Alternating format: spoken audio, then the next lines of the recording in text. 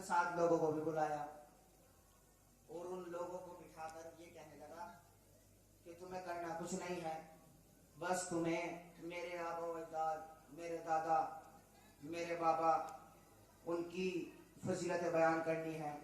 क्या कहना है? ये कहना है कि भाई ये तो बड़े अमीर खानदान के लोग हैं, ये तो कबीलों के सरदार रहे हैं, इनकी क्या मिसाल।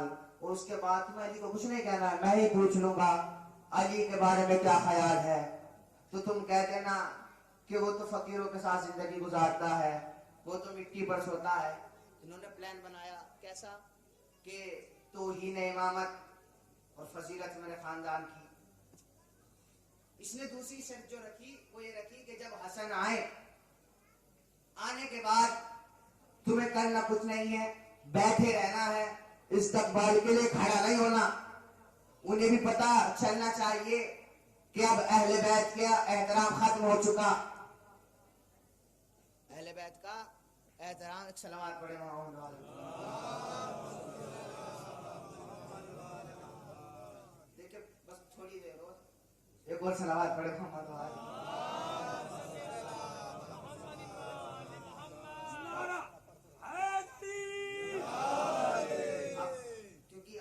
आ गई है, मुझे लगता है कोई खामोश बैठने वाला नहीं है। अब जैसे ही इमाम ने पहला कदम दरबार में रखा, ये तख्त से खुद ही फौरन उठ गया। अब जो दूसरे थे एक दूसरे को नहीं मारकर कहते हैं ये तो हमसे मना कर रहा था कि हमें इस्तकबाल के लिए नहीं उठना, ये खुद खड़ा हो गया। हमसे मना कर रहा था, ये खुद खड़ा हो गया। एक मर्तबा पूछते हैं भाई तुम हमसे कह रहे थे खड़ा नहीं होना, तो तुम खुद ही खड़े हो गए। तो एक मर्तबा कहते हैं, ये कहता है कि मैंने देखा जैसे ही हसन ने दरबार में पहला कदम रखा, मैंने देखा हसन के पीछे एक देवता देखा है जिसके हाथ में आपका ताजियाना है। उसने मेरा कान पकड़ के कहा उठ, हसन आ रहा है। आकर बैठ गए। बैठने के बाद शुरू हो गई फजीलतें, शुरू हो गई फजीलतें। अब जब फजीलत करते रहे, जब सब खामोश हो गए, तो एक मर्तबा मुआविया कहता है हसन तू भी अपने खानदान के बारे में कुछ बता। हसन तू भी अपने खानदान के बारे में कुछ बता। अब देखिए सुनेगा कोई भी खामोश ना रह पाए। एक मर्तबा इमाम हसन कहते हैं तुमने पढ़े हैं अपने घर वालों के फजाइल, अपने खानदान की फजीलतें। मैं हसन तुम्हारे इस दरबार में बुलंद आवाज से तुम्हारे सामने, तुम्हारे इस दरबार में, तुम्हारे सामने, तुम्हारे इन फौजों के सामने, तुम्हारे इन लश्कर के सामने, तुम्हारे सामने अपने बाबा अली से लेके आदम तक, अपनी माँ ज़हरा से लेकर, अपनी माँ ज़हरा से लेकर हव्वा तक एक एक का शजरा भी पढ़ता हूँ, एक एक का किरदार भी पढ़ता हूँ। अगर तुम में से किसी में हिम्मत हो तो अपनी माँ का किरदार मेरे कान में आकर बताए।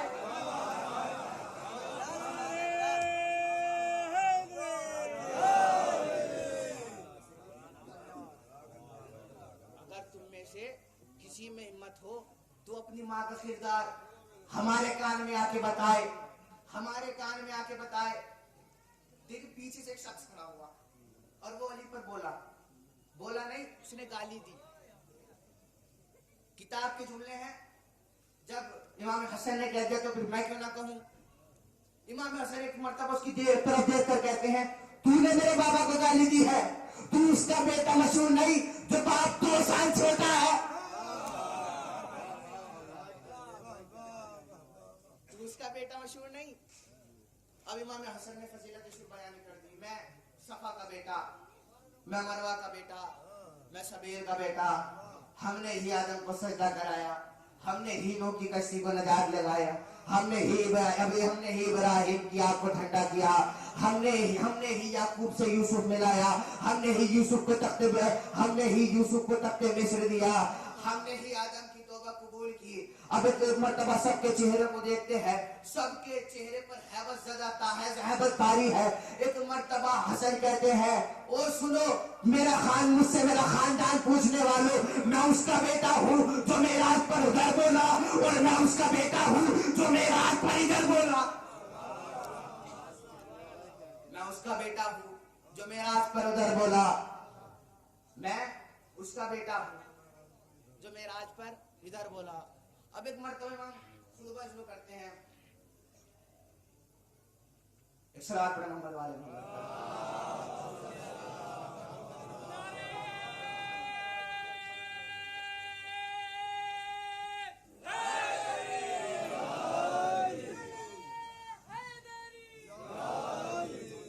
मेराज सफरी, मोहम्मद ज़मीरी, अली अमीरी, हुसैन वजीरी, जिब्रील फकीरी। मेराज हमारे सफर का नाम, मोहम्मद मेरे ज़मीर का नाम, अली मेरे अमीर का नाम, हुसैन मेरे वजीर का नाम, जिब्रील मेरे फकीर का नाम।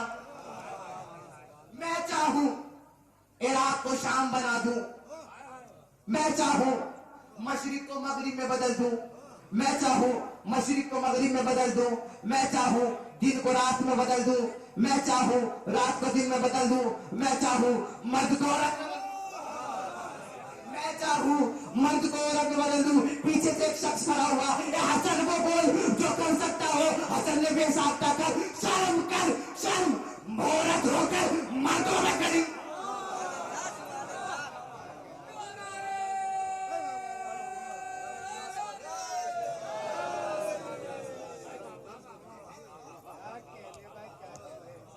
शर्म औरत होकर मर्दों में खड़ी। ये जो कहते हैं वो हो जाता है, जो कहते हैं होता है। देखिए आप आगे बढ़ते सलवात के साथ।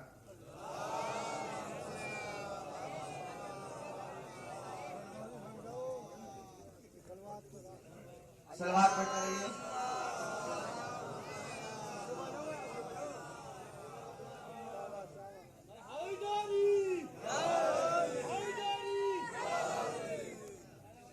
ये जो कहते हैं होता कैसे है, बस एक वाकया फिर उसके बाद करते हैं मसाल। एक वाकया, इमाम हसन बाग में खड़े खजूर के रास्ते से फकीर शाम गुजरा। उसने देखा कि हसन खड़े हैं।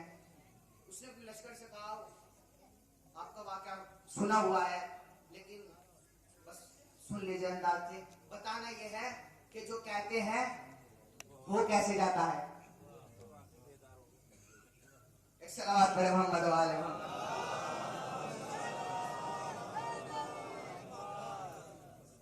एक मरतबा गुजरे, इसने देखा कि हसन खड़े हैं। कहा चलो हसन की तौहीन करें। अब ये पूरा का पूरा जत्था बाग में आया और आने के बाद कहते हैं, हसन तेरा बाबा सुलूनी का दावा करता था, तू भी करता है। एक मरतबा इमाम मुस्कुराए कहते हैं, तुझे नहीं पता हमारे चेहरे बदलते हैं, दावे नहीं। हमारे चेहरे बदलते हैं, दावे नहीं बदलते। कहा मैं भी करता हूं। अच्छा मैं भी कुछ पूछूं? कहा पूछ। देखिए जाहिलों का इल्लत पाई जाती है, जाहिल सिर्फ जवाब देने में जाहिल नहीं होता, वो सवाल करने में भी जाहिल होता है। सवाल करने में जाहिल है। हमने अक्सर जगह देखा है और केवल मौजूद है, इनके साथ भी हुआ होगा। जब मजलिस पढ़ने के बाद उतरते हैं तो लोग बाग आते हैं। आने के बाद कहते हैं, साहब हमें भी उनसे कुछ सवाल करने हैं। आए सवाल मौलाना साहब के पास आके बैठ गए। कहने लगे, मौलाना साहब दीन इस्लाम के बारे में हमें भी कुछ जानना है। अब मौलाना साहब टेंशन में जाने क्या पूछ ले।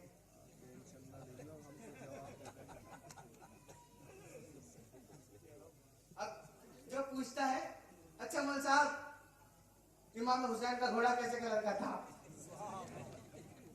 ऐसे ऐसे सवाल। तो जो जाहिल होता है उसे जाहिल को सवाल करना भी नहीं आता। देखिए जब एक पढ़ा लिखा किसी जाहिल से कह दे पूछ, तो वो जाहिल कोशिश करता है कि उसके मेयार का सवाल पूछे। जैसे कहते हैं पूछ, तो ये जो कोशिश करता है ऐसा सवाल पूछने की कि उसके मेयार का हो। अगर कोई हसन किसी से कहते पूछ, लेकिन जुमले का लुत्फ उठाइएगा। जैसे ही हसन ने कहा पूछ, ये सारे के सारे सवाल भूल गया, सारे के सारे सवाल भूल गया। अब इसने सोचा आसमान के रास्ते बता देगा, जमीन की तह बता देगा, क्या पूछूं क्या पूछूं क्या पूछूं। अब इसने देखा कि दरख्त है, दरख्त पे खजूर है। हड़बड़ा के हसन ये बताओ खजूर में फल कितने हैं। हसन ने गर्दन उठाए बगैर कहा 3313। अभी सोचता है हसन ने खजूर का कद देखे बगैर कैसे बता दिया कितनी है, कैसे बता दिया कितनी है। क्या तुम समझते हो गिनवाऊंगा नहीं? जरूर गिनवाऊंगा। गिनवा ले। अब का उठारो उठारो। इसने अपने सारे सिपाहियों को नीचे कहा चढ़ो खजूर के दरख्त पर चढ़े, उतरवाए, गिनवाने शुरू किए। अब गिनते हैं 1 2 3 3313। कहते सरकार पूरी है 3000। अच्छा एक कम करो। इन्होंने फिर कही एक कम की, एक कम की, फिर गिननी शुरू की 1 2 3 3313। तो सरकार ये कम करने से घट नहीं रही, अच्छा बढ़ा दो। अब बढ़ाई 1 2 3 3313। सरकार ये बढ़ाने से बढ़ भी नहीं रही।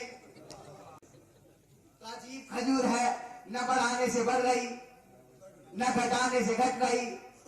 जैसे भी देखा 313 है, न बढ़ाने से बढ़ रही न घटाने से घट रही। ये घोड़े पर बैठा और चलने लगा। हसन ने कहा तूने मुझसे सवाल किया, तू मुझे बता के जा मैं जीता या हारा, तू जीता या तू हारा, तू मुझे बता के जा। ये कहता है हसन मुझे तुम्हारे मुंह नहीं लगना है, इसलिए कि तुम्हारा नाना भी इल्म गैब जानता था, तुम्हारा बाबा भी इल्म गैब जानता है, तुम भी इल्म गैब जानते हो, तुम आज भी इल्म गैब की खबर देते हो। एक मर्तबा इमाम को जला लाया, जलाए के आलम में कहते हैं सुन हम इल्म गैब से नहीं बताते, हम कहते हैं यह हो जाता।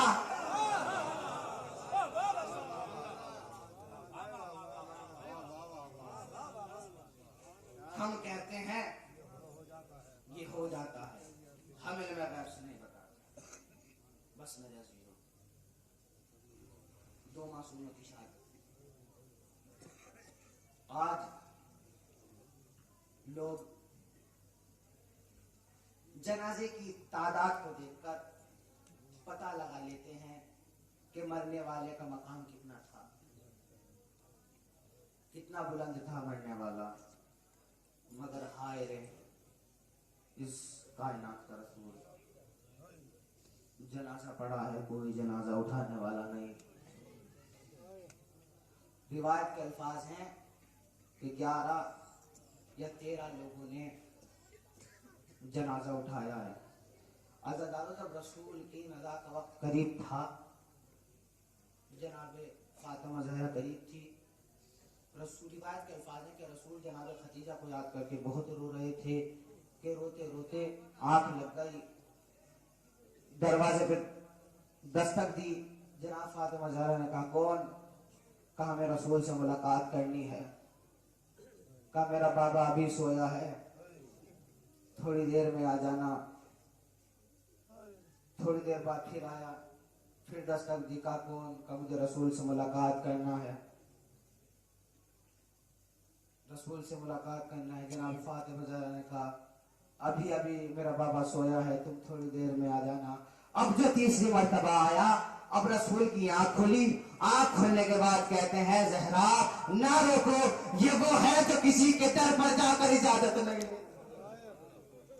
ज़हरा ये वो है जो किसी के दरवाजे पर जाकर इजाजत नहीं लेता। अज़ादारों शायद कि रसूल उस वक्त को याद करके रोए होंगे कि हाय रे ये तो वो दरवाजा है कि जहां बगैर इजाजत मलक नहीं आते हैं। यही दरवाजा था कि मुसलमान आग लकड़ियां लेकर। 2 मासूमों की शहादत है ना। आप ताबूत की ज़ियारत करेंगे। इमाम हसन के जब जनाजे जनाजे रंग भी दो थे। एक वो जो बहनों ने भाइयों ने सजाकर भेजा था, एक वो जनाजा जो उम्मत ने सजाकर भेजा है। जब इमाम को जहर दिया गया है ना हज़ारों, इमाम बेसाख्ता कासिम की मां के घर आए। आने के बाद दस्तक दी। फरवा ने कहा कौन? कहा फरवा दरवाजा खोलो। अब जो फरवा ने दरवाजा खोला, हालत क्या है? अमामा खुलकर गले में आ चुका है, हाथ मेरे मौला का सीने पर है, चेहरा मेरे मौला का जर्द हो चुका है, पैरों में मेरे मौला के कपकपी तारी है। फरवा हाथ जोड़ के कहती है मौला आपकी हालत किसने की? आपकी हालत किसने की? इमाम कहते हैं मेरी हालत को छोड़ मेरा कासिम जगा। फरवा मुझे छोड़, मुझे कर मेरा कासिम जगा। अज़दारों जब इमाम हसन को जहर दिया गया ना, इमाम हसन को जहर दिया गया, कासिम की उम्र कितनी थी? मैं रोने वालों के लिए कासिम की उम्र पढ़ने लगा हूं। कासिम की उम्र, कासिम की इतनी ही उम्र थी जितनी करबला में हुसैन की सकीना की उम्र। 3.5 साल का शहजादा। वो मुहर्रम में जिसकी मेहंदियां उठाते हो ना, 3.5 साल का था वो। जब मां ने नरम बिस्तर से उठाकर बाप के सीने पर लिटाया, बाप के सीने पर कासिम का आना था। आंखें खोल कर कहता है अम्मा तूने मुझे गरम रेत पर क्यों लिटाया है? रो के कहती है ये गरम रेत नहीं है, बाबा का सीना। कासिम की आंख खुली, बाबा तेरा सीना इतना गर्म क्यों है? तेरा सीना इतना गर्म क्यों है? एक मर्तबा हसन की आवाज है कासिम बेटा आंखें खोल, फूफी के घर जा। मैं एक दुआ करता हूं, आमीन जरूर कहना। परवरदिगारा कोई बहन सो रही हो, उसे उसके भाई की मौत की इत्तला न देना, इसलिए क्योंकि सोई हुई बहन को भाई की मौत की इत्तला बर्दाश्त नहीं होती। सोई हुई बहन को भाई की मौत की इत्तला बर्दाश्त नहीं होती है। कासिम जा, फूफी के घर जा, उसे बता अम्मा मैं यतीम हो गया, अम्मा मेरे बाबा को जहर मिल गए। इंसाफ से बताइए आपके भी छोटे छोटे बच्चे हैं ना, साहिबान औलाद है, 3.5 साल के बच्चे को जहर में रखकर एक बार तसव्वुर कीजिए, क्या कोई 3.5 साल का बच्चा भी मौत की खबर देता है? कासिम करीब आए, कहते बाबा मुझे कहना क्या है? एक मरतबा हसन ने कासिम को करीब बुलाया, कासिम करीब आया, कासिम के सर से अमामा उतारा, गरेबान चाक किया, आस्तीन को उल्टा, रेत को उठाकर कासिम के सर पर डाला, रो के कहता है जा अब जा, कुछ ना कहना, बहन देख कर पहचान लेगी, तेरा चेहरा बता देगा कि तू यतीम हो गया। कासिम ने गरेबान चाक देखा, आस्तीन को उल्टे देखा। एक मर्तबा हसन की आवाज आई कासिम रात बहुत हो चुकी है, अगर मेरी बहन सो गई हो जगाना मत, नमाज सब के लिए उठेगी अली की बेटी, उसे मेरे मौत की इत्तला दे देना। रात का पहर था, रोता हुआ कासिम मदीने की गलियों में कभी आस्तीन देखता है, कभी बालों में रेत देखता है। रोता रोता कासिम पहुंचा ज़ैनब के दरवाजे पर हाथ रखा, दरवाजा बंद मिला। रोता रोता कासिम दरवाजे पर बैठ गया, सर को दरवाजे पर लगाकर बैठना था। एक मर्तबा रोकर कहता है अम्मा दरवाजा खोल, फूफी मैं यतीम हो रहा हूँ, फूफी मेरे बाबा को जहर दे दिया गया।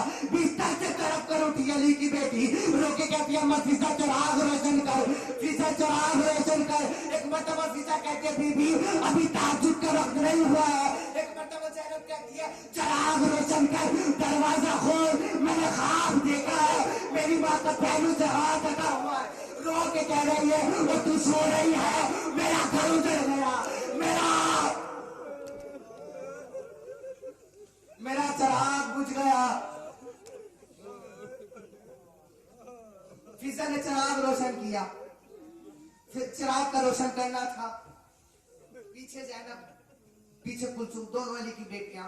फिजा ने जैसे ही दरवाजा खोला, कासिम का सर ज़ैनब के कदमों में आया।